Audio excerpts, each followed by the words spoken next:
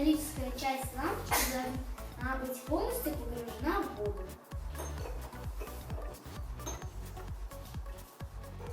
Ставим стаканчик с лампочкой в микроволновку на 30 секунд.